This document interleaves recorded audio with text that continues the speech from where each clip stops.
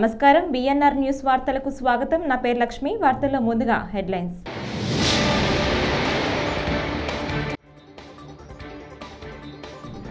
ప్రకాశం barrage గేట్లను ధ్వంసం చేసేందుకే ఆ పడవలు వదిలారా?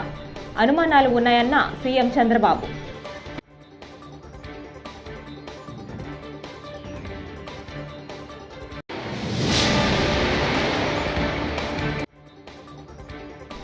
జత్వానీని కట్టడి చేసేందుకు జగన్ జిందాల్ ప్లాన్ చేశారన్న షర్మిల.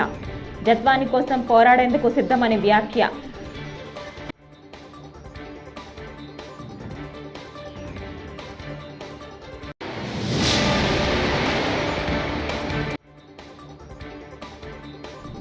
వైసీపీ నేతల అక్రమ ఇసుక దందా వలనే బుడమేరకు గంటలు పడిపోతకు గురైందని పల్లా శ్రీనివాసరావు యాదవ్ విమర్శలు.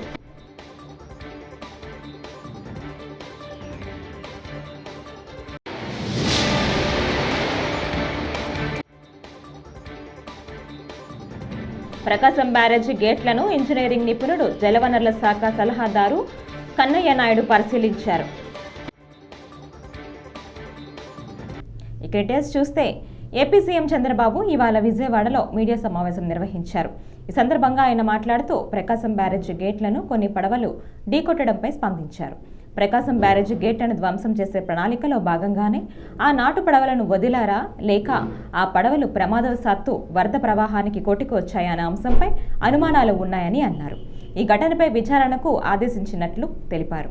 ఇక వరద సహాయ కార్యక్రమాల్లో సరిగా పనిచేయని అధికారులు, రాజకీయ ప్రయోజనాలకు అనుగుణంగా నడుచుకుంటున్న వారు మానవత్వంతో వ్యవహరించాలని కోరారు. బుద్ధి జ్ఞానం ఉందా మీకు?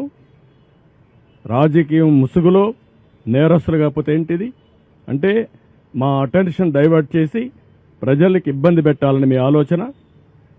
ఇప్పుడు కూడా మీరు అన్నారు ఆ బోర్డ్స్ వచ్చాయి, ఎక్కడి నుంచి వచ్చా కూడా ఇన్వెస్టిగేషన్ చేస్తాం, ఎందుకు వచ్చా కూడా ఇన్వెస్టిగేషన్ చేస్తాం. అందులో కూడా ఎవరైనా ఉంటే మీరు అన్నట్టు ఆ బోట్లు వచ్చినప్పుడు కరెక్ట్గా అది కొట్టుకున్న ప్లేస్ చూశాను నేను. ఆ ఇది కూడా బెండ్ అయింది, వంగిపోయింది. పిల్లర్ కాదు, పిల్లర్ మధ్యలో ఉండే జాయింట్ వెయిట్ వెయిట్ వెయిట్ అది వెయిట్ అంటారా, అది కంట్రోల్ అన్నమాట. రెండు పిల్లర్స్ మధ్యలో గేట్ని కంట్రోల్ చేయడం కోసం పెట్టినటువంటి ఆ గేట్ అక్కడ ఉంటుంది, దాని సపోర్టింగ్ ఒక కాలం దాన్ని కొట్టుకునింది. అది బెండ్ అయిపోయి ఇరిగిపోయే పరిస్థితి వచ్చింది. అంటే ఏంటిది? ఎప్పుడు చరిత్రలో జరగల ఇలాంటివన్నీ జరుగుతున్నాయి. ఇప్పుడు అనుమానం రాని వారికి కూడా అనుమానం వచ్చే పరిస్థితి. ఎందుకు బాబాయిని చంపి నెక్స్ట్ డే నారాసురు రక్త చరిత్ర రాయగలిగిన వాళ్ళు ఇంక అనుమానం ఎందుకు రాదండి? Now I'm forced to suspect. ప్రతి ఒక్క ఈవెంట్ చూడండి, పాయిజన్ హాస్టల్స్లో ఏంటివన్నీ 1-4 సార్లు చెప్తున్నాను. ఇంక అందరిపైన నేను మా వాళ్ళపైన యాక్షన్ తీసుకోండి. ఎందుకంటే ఎక్స్ట్రా కేర్ఫుల్గా ఉండవలసిన బాధ్యత అధికార యంత్రాంగం పైన ఉంది. ఒకటి జరగకుండా చూసుకోవాలి. నటి కాందాంబరి జత్వానీని కట్టడి చేయడానికే మాజీ ముఖ్యమంత్రి జగన్ పారిశ్రామికవేత్త సజ్జన్ జిందాల్ను కలిసి ప్లాన్ చేశారని ఏపీ పీసీసీ అధ్యక్షురాలు షర్మిల ఆరోపించారు. యాక్టింగ్ ఫీల్డ్లోకి వచ్చి ఎదగాలనుకున్న జత్వానీని మానసికంగా వేధించారని చెప్పారు. ఆమె కేసు పెట్టబోతే నిర్బంధించి వేధించారని అన్నారు. ఉన్నత కుటుంబానికి చెందిన జత్వానీని ఇక్కడకు తీసుకువచ్చి అరెస్టు చేశారని మండిపడ్డారు. జగన్కు తెలియకుండానే ఐఏఎస్, ఐపీఎస్ అధికారులు వ్యవహరిస్తారా అని షర్మిల ప్రశ్నించారు. 2 కుమార్తెలు ఉన్న జగన్ జత్వానీకి జరుగుతున్న అన్యాయంపై ఎందుకు ఆలోచించలేదని ప్రశ్నించారు. అసెంబ్లీలో నిలబడి జగన్మోహన్ రెడ్డి గారు చెప్పిన మాట, నాకు 2 కూతుర్లు ఉన్నారు, వాళ్ళకు అన్యాయం జరిగితే ఎలా ఉంటుందో నాకు తెలుసు అని చెప్పిన వాడు పక్కన ఇంకొక ఆడబిడ్డకు అన్యాయం జరుగుతుంటే, తన హక్కుల కోసం కొట్లాడుతుంటే తప్పుడు కేసు పెట్టించి ఒక ఫోర్జరీ కేసు కోసం ఆలోచన చేయండి. ఎవరైనా ఒక ఫోర్జరీ కేసు కోసం 15 మంది ఐపీఎస్ ఆఫీసర్లు అంతవరకు వెళ్లి అరెస్ట్ చేసి తీసుకొస్తారా? దీని మీద ఎంక్వైరీ జరగాలి. జగన్మోహన్ రెడ్డి గారు కూడా సమాధానం చెప్పాలి.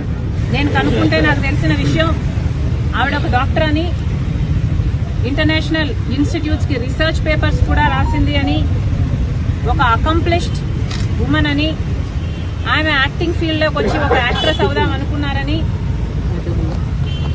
నాకు అర్థమైన విషయం. అలాంటి ఆవిడ నన్ను ఎక్స్ప్లాయిట్ చేశారు అని ఒక కేసు పెట్టబోతే అది పెద్ద మనిషి, సమాజంలో ఆర్థికంగా బాగా గట్టిగా స్ట్రాంగ్గా ఉన్నవాడు కాబట్టి తొక్కాలని చూశాడు అని నాకు అర్థమైంది. కానీ ఒకటి ఆలోచన చేయండి, నిజంగానే కాదంబరి అనే ఆవిడ డిసీవ్ చేయాలనుకుంటే, నిజంగానే మోసం చేస్తునింది ఆయనను అనుకుంటే, అన్ని డబ్బులున్నవాడు ఒక 50 కోట్లు 100 కోట్లు ఆవిడకిచ్చి ఆవిడ నోరు మూపించి ఉండగలడు. కానీ ఆవిడ ఏ ప్రెషర్కు లొంగకుండా నాకు న్యాయమే జరగాలి అని నిలబడిన దానికి ఎంత ఘోరంగా ఆవిడ్ని తొక్కాలని చూశారు. వాళ్ళ తల్లిని వైసీపీ నేతల అక్రమ ఇసుక దందా వలనే బుడమేరకు గండ్లు పడి కోతకు గురైందని టీడీపీ రాష్ట్ర అధ్యక్షులు పల్లా శ్రీనివాసరావు యాదవ్ విమర్శలు గుప్పించారు. మంగళవారం మీడియాతో మాట్లాడుతూ గత 5 ఏళ్లు బుడమేరును గాలికొదిలేసిన జగన్ నేడు ప్రభుత్వంపై బురద చల్లేందుకు వచ్చాడని మండిపడ్డారు. విపత్తుల సమయంలో జగన్ ఏనాడు బాధితుల పక్షాన నిలబడలేదన్నారు. 5 ఏళ్ల పదవీ కాలంలో సాయంత్రం 5 తర్వాత ఒక్కరోజు కూడా జగన్ బయటకు రాలేదన్నారు. వరద ప్రాంతం ముప్పు గురైనటువంటి ప్రాంతాలకు వచ్చి ఆయన బురద జల్లేటువంటి కార్యక్రమం చేసి విమర్శలు చేశారు. వాటిని ఖండిస్తూ మరి ఈ ప్రెస్ మీట్ మేము తీసుకున్నామని చెప్పి తెలియజేస్తున్నాం.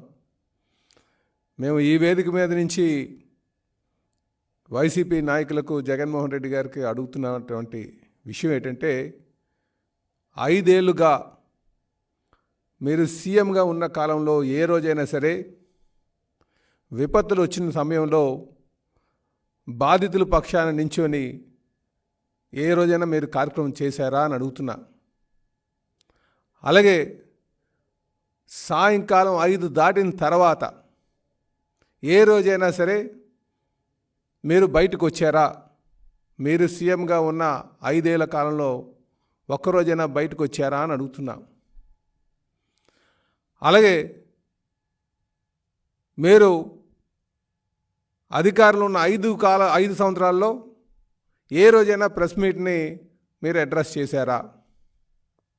వీటికి ముందు మీరు సమాధానం చెప్పాల్సినటువంటి అవసరం ఉంది. ఈరోజు విజయవాడలో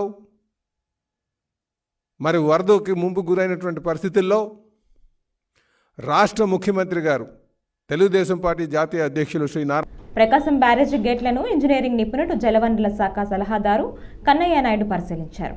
అధికారులతో కలిసి ఆయన అక్కడికి చేరుకున్నారు. బ్యారేజీ గేట్ల నిర్వహణ కోసం నిర్మించిన ఐఎస్ట్ బ్రిడ్జి ఎక్కి పరిశీలించారు. 2 గేట్లు స్వల్పంగా దెబ్బతిన్నట్లు గుర్తించారు. బ్యారేజ్ పటిష్టంగా ఉన్నట్లు నిర్ధారించారు. గేట్లు ఎత్తడం ముయ్యడం కోసం ఏర్పాటు చేసిన మెకానిజం, మోటార్ యంత్రాల పనితీరును తెలుసుకున్నారు.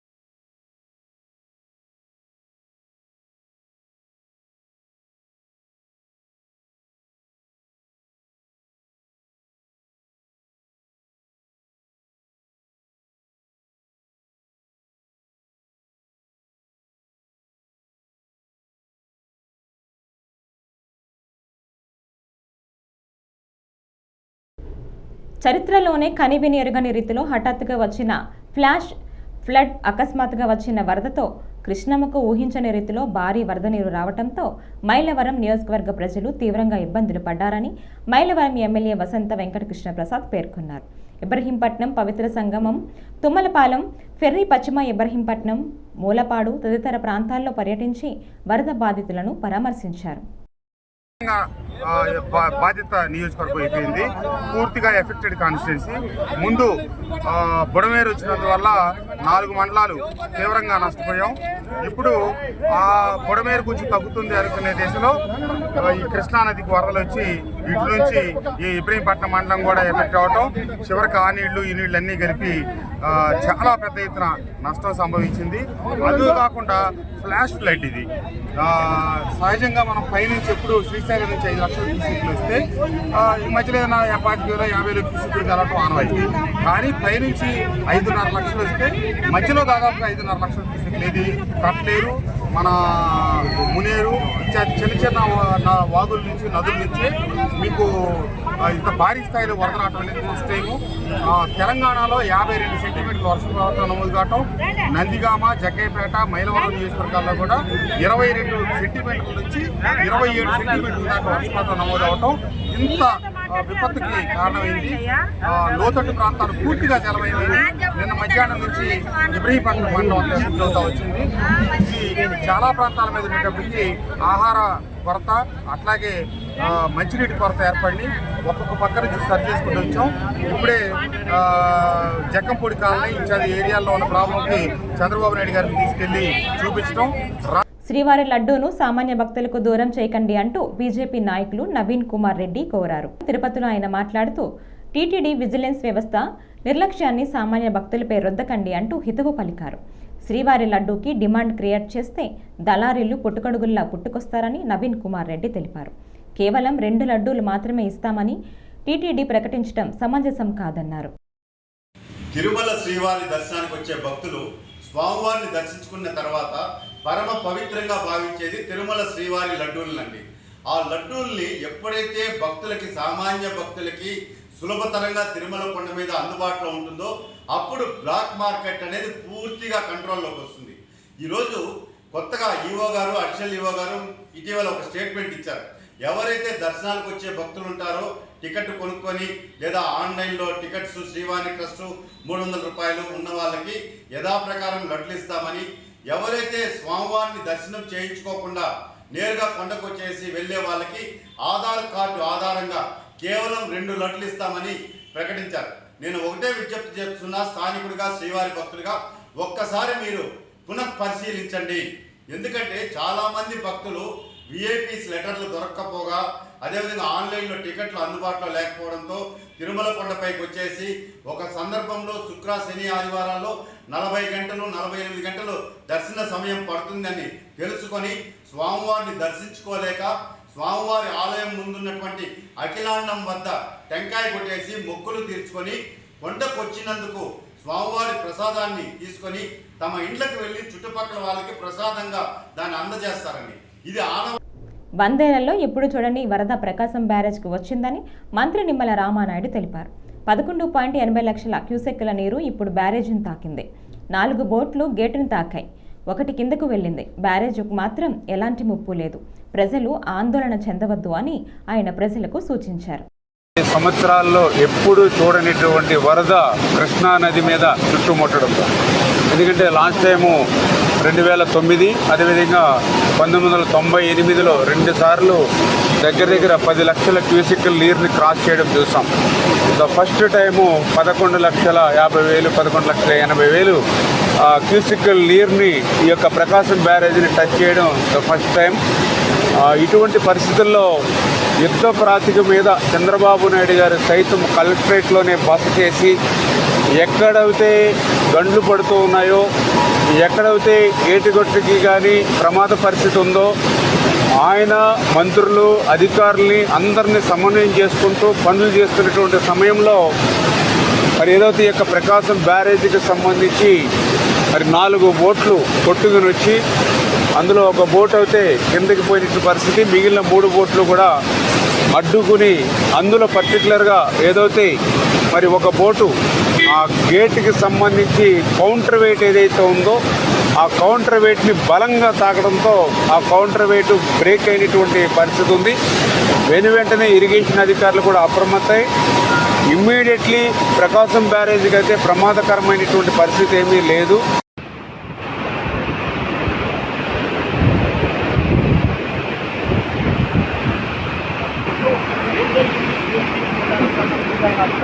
ఎస్సీ వర్గీకరణకు వ్యతిరేకంగా దేశవ్యాప్తంగా ఈ నెల 11న ప్రతిఘటనకు పిలుపునిచ్చిన నేపథ్యంలో ఆంధ్ర తెలంగాణలలో ర్యాలీలు చేపట్టాలని మాజీ ఎంపీ జీవీ హర్షకుమార్ కోరారు. మంగళవారం రాజమండ్రిలో ఆయన ఓ వీడియో విడుదల చేశారు. వర్గీకరణ చేయాలనే ఆలోచన ఆంధ్ర రాష్ట్రంలోనే పుట్టిందన్నారు. కలిసి ఉండాలనే ఉద్యమం కూడా ఇక్కడి నుంచే ఆరంభమైందన్నారు. వర్గీకరణ వల్ల కలిగే నష్టాలపై వాడవాడల సమావేశాలు నిర్వహించి చెప్పాలన్నారు. ఎక్కడంటే సోషల్ మీడియాలో, వాట్సాప్లో యుద్ధం జరుగుతుంది, ఫేస్బుక్లో యుద్ధం జరుగుతుంది. మొన్న బంద్ చాలా చక్కగా అన్ని సంఘాలు కూడా రాష్ట్రం అంతా బంద్ చక్కగా పాటించాయి. ఈ వర్గీకరణ బాగా ఎఫెక్ట్ అయ్యి వర్గీకరణ అమలయ్యి నష్టపోయింది మనమే, ఆంధ్ర ప్రజలు. అంతేకాకుండా కలిసి ఉండాలి అన్న ఉద్యమం పుట్టింది కూడా ఇక్కడే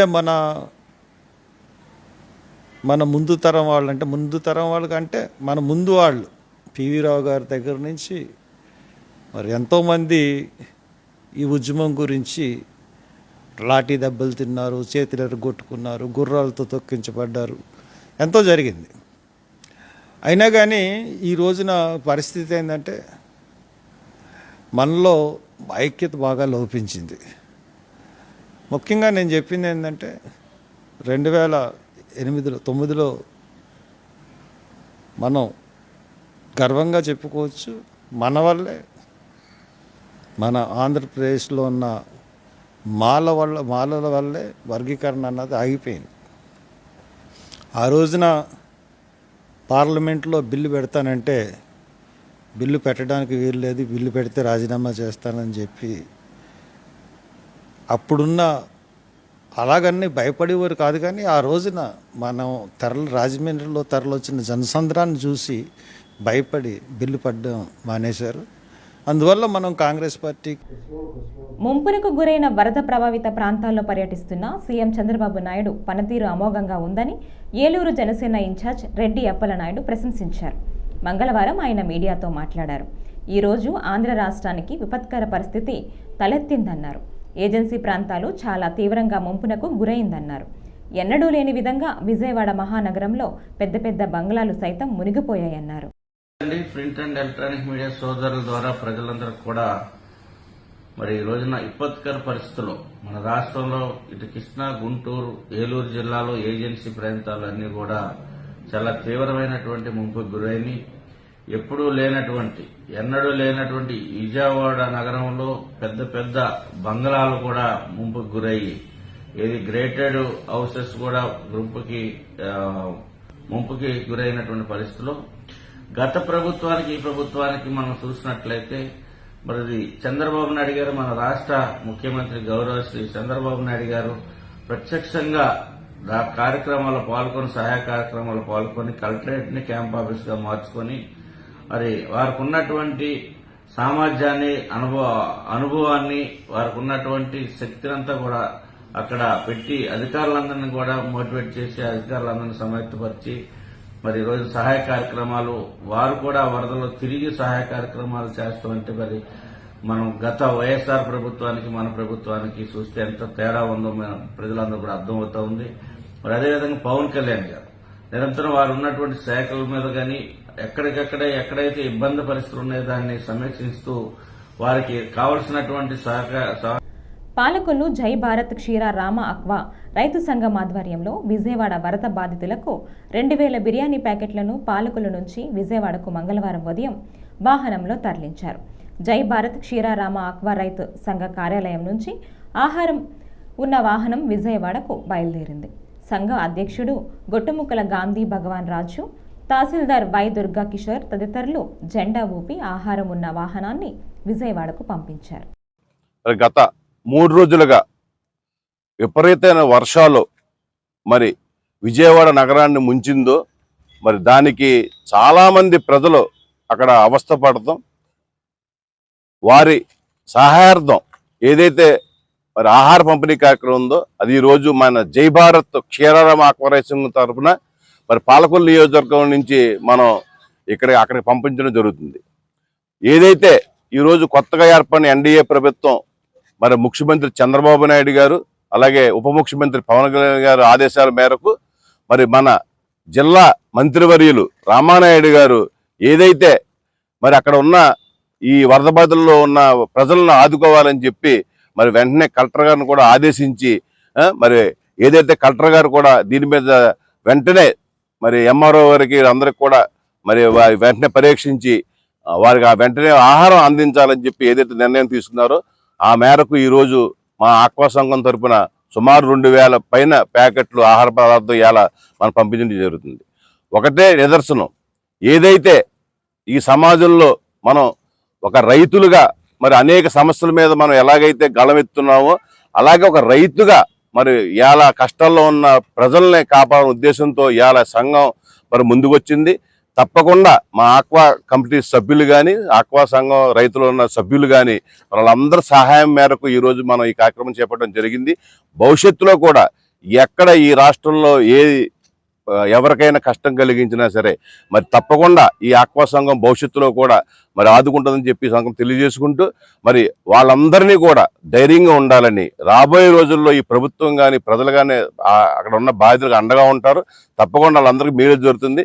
వాళ్ళందరూ కూడా మరి వెంటనే తేరుకుని మరి వాళ్ళు కూడా భగవంతుడు ఆరోగ్యాలతో బయటపడాలని చెప్పేసి ఈ సందర్భంగా తెలియజేసుకుంటూ మరొక్కసారి ఎవరైతే ఈరోజు దీనికి స్ఫూర్తిగా చంద్రబాబు నాయుడు గారు కానీ పవన్ కళ్యాణ్ గారు కానీ ఏదైతే విశాఖ సింహాద్రినాథునికి రికార్డు స్థాయిలో ఆదాయం లభించిందని ఈవో శ్రీనివాసమూర్తి తెలిపారు. సోమవారం రాత్రి వరకు హుండీ లెక్కింపు జరిగింది. 2,42,40,000 ఆదాయం లభించగా 143 గ్రాముల బంగారం, భారీగా వెండి, పలు దేశాల కరెన్సీని భక్తులు హుండీలో వేశారు. ఆగస్టు నెలాఖరు నాటికి ఇంత పెద్ద ఎత్తున రికార్డు స్థాయిలో ఆదాయం సమకూరటం ఇదే తొలిసారి అని అన్నారు.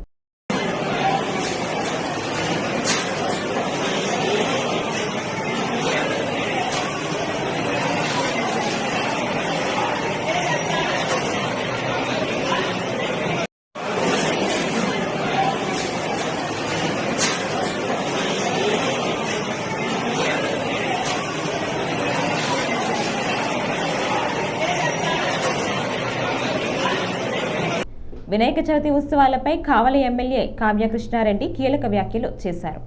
యనకావలిపట్నంలోని తన కార్యాలయంలో మాట్లాడుతూ తన పేరు చెప్పి ఎవరైనా చందాలు వసూలు చేస్తే తన దృష్టికి తీసుకురావాలన్నారు. ఎమ్మెల్యేగా కావలి నియోజకవర్గాన్ని ప్రశాంతంగా కావలి ప్రజల్ని జాగ్రత్తగా చూసుకోవాల్సిన బాధ్యత తనపై ఉందన్నారు. ఎమ్మెల్యే గ్రాండ్గా చవితి ఉత్సవాలు చేయమన్నాడని, చందాలు అడిగితే తనకు తెలపాలన్నారు. కావలి నియోజకవర్గ ప్రజలందరికీ నా నమస్కారాలు. విఘ్నాలు తీర్చేవాడు వినాయకుడు.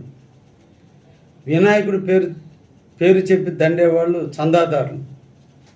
కావలి నియోజకవర్గంలో వేలాది మందిగా అందరూ కూడా కలిసి చేసే పండుగ వినాయక చవితి. ఈ వినాయక చవితి సందర్భంగా కావలి ఎమ్మెల్యేగా నా పేరు చెప్పి ఎమ్మెల్యే గారు చేయమన్నారు, ఎమ్మెల్యే గారు ఘనంగా చేయమన్నారు అని పేరు చెప్పి చందాలకి ఎవరైనా వస్తే దయించి నా దృష్టికి తీసుకురండి. దేవుడు అందరివాడు, ఏ ఒక్కరి వాడు కాదు. అందరూ కూడా వినాయక చవితి నాడు జరుపుకుంటారు. ఎమ్మెల్యేగా కావలి ప్రశాంతంగా ఉంచాల్సిన బాధ్యత నాది. ఎటువంటి విఘ్నాలు జరగకుండా చూడాల్సిన బాధ్యత దేవుడిది ఉంటే, దాంతోపాటుగా ఇక్కడ ఎక్కువ అక్రమాలు జరగకుండా చూసే బాధ్యత కూడా నాదే. అందుకోసమే కావలి నియోజక ప్రజలందరికీ కూడా తెలియజేస్తున్నా, చందాలలో నా పేరు చెబితే దయించి ఎవరు ఇవ్వద్దని కూడా ఈ సందర్భంగా మీకు తెలియజేస్తున్నా. నేను ఏ ఒక్కరిని ఎంకరేజ్ చేసేది ఉండదు. ఏ ఒక్కరిని దేవుడి పేరుతో చందాలు చేసి దండమనే సంస్కృతి నాది కాదు. నా దగ్గరకు వస్తే నేను చందాలు ఇచ్చేవాడినే తప్ప ఇంకొకరి దగ్గర చందాలు దండమని చెప్పే మనస్తత్వం నాకు లేదనే విషయాన్ని కూడా దయించి ప్రజలు తెలుసుకోండి. ఇటువంటి చందాలు దండే వాళ్ళని అరికట్టండి అని కూడా ఈ సందర్భంగా ప్రజలందరికీ కూడా తెలియజేస్తారు. సమాజ సేవలో అందరూ భాగస్వాములు కావాలని ఎమ్మెల్యే ఆదిరెడ్డి శ్రీనివాస్ పిలుపునిచ్చారు. రాజమండ్రి టీడీపీ కార్యాలయంలో మంగళవారం ఏర్పాటు చేసిన ఒక కార్యక్రమంలో ఎమ్మెల్యే విద్యార్థులకు ఆర్థిక సాయం అందించారు. ఆరోగ్య సమస్యలతో బాధపడుతున్న వివిధ పాఠశాలలు, కళాశాలలో చదువుతున్న విద్యార్థులకు ఎమ్మెల్యే ఆదిరెడ్డి శ్రీనివాస్ తమ భవానీ చారిటబుల్ ట్రస్ట్ తరపున ఆర్థిక సహాయం అందజేశారు. ఓకేనా?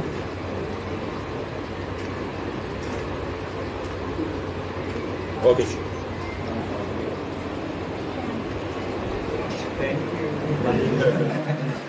ఇప్పుడు ఆరిపోయిందా చెప్పండి. అదే లిమ్స్ కూడా నేను చెప్తాను. యాలప్రదీప్ ద్వారా గుంటూరులో ఒకరు ఉన్నారు, మళ్ళీ చెప్తే మంచిది, కాస్త వేస్తాను.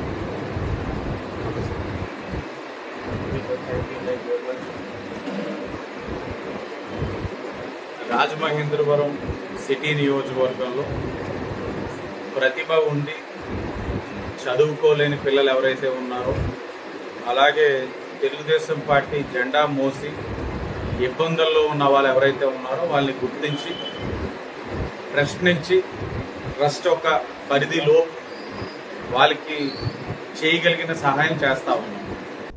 ఈ వార్తలు ఇంతటితో సమాప్తం. నమస్కారం.